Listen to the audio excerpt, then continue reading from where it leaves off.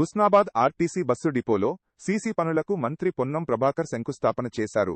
ఈ సందర్భంగా మంత్రి మాట్లాడుతూ హుస్నాబాద్ బస్సు డిపోలో వర్షం కురిసినప్పుడు ఇబ్బందికరంగా ఉందని, డిపో మేనేజర్ ఇతర సిబ్బంది మా దృష్టికి తీసుకురాగానే యజమాన్యం దృష్టికి తీసుకుపోయి డిపో లోపల సీసీ వేయడానికి శంకుస్థాపన చేసుకోవడం జరిగింది అన్నారు. హుస్నాబాద్ నుండి అన్ని ప్రాంతాలకు బస్సులు నడవాలని కొత్త బస్సులు ఏర్పాటు చేసుకోవడంతో పాటు పాత బస్సుల స్థానంలో కొత్త బస్సులు ఏర్పాటు చేసుకోవడం జరిగింది అన్నారు.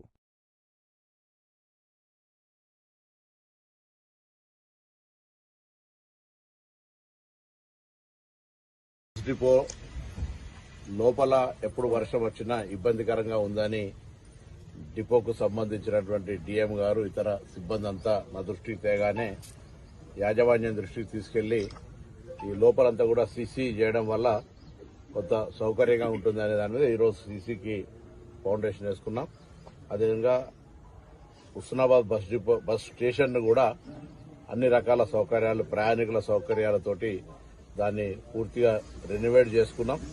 హుస్నాబాద్ కేంద్రంగా అన్ని ప్రాంతాలకు బస్సులు నడవాలని, గతంలో ఉన్న బస్సుల కంటే కొత్త బస్సులు కానీ, పాత బస్సులు తొలగింపు స్థానంలో కొత్త బస్సులు వేయడం కానీ, ఇంకా ప్రజలు ఏదైనా గ్రామానికి బస్సు రావాలనుకుంటే కూడా వాళ్ళు రాష్ట్ర వ్యాప్తంగా కూడా కొత్త గ్రామాలకు, కొత్త కాలనీలకు బస్సులు వేసేటువంటి కార్యక్రమాన్ని ఆర్టీసీ తీసుకుంది. కాబట్టి తప్పకుండా కొత్త రూట్లు ప్రజలు అక్కడ బస్సును ఆర్టీసీని వినియోగించుకోదలుచుకుంటే తప్పకుండా స్థానిక అధికారుల నోటీసుకు తీసుకురండి. దాన్ని విచారణ చేసి వెంటనే కొత్త బస్సులు తీసుకొచ్చి కొత్త బస్సు రూట్లు కూడా వేస్తాం.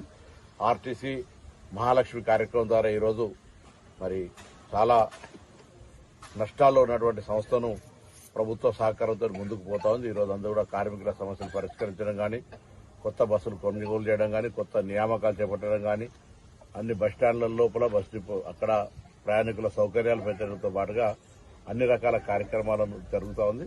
భవిష్యత్తులో ఇంకా ఆర్టీసీ ప్రజా రవాణా సంస్థ ఇవాళ రోజు 65 లక్షల మంది 341 బస్ స్టేషన్ల నుంచి మరి 90 డిపోల ద్వారా పోతా ఉన్నాయి. దాదాపు 10,000 బస్సులు.